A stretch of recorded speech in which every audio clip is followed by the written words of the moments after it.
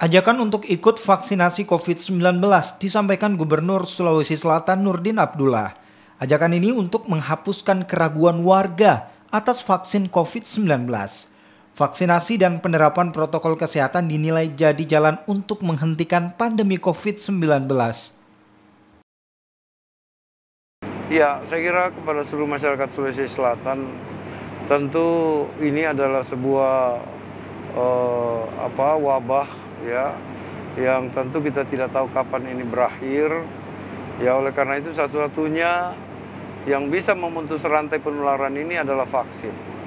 Nah, oleh karena itu, ketika pemerintah sudah melakukan vaksin massal untuk masyarakat, mohon untuk kita bisa ikut ya.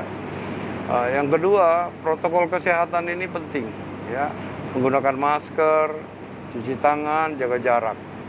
Karena apalagi orang tua yang ada komorbid ya, tolong dijaga baik-baik orang tua kita. Kalau ada yang merasa kurang enak badan, sebaiknya jangan bertemu. Saya kira itu saja.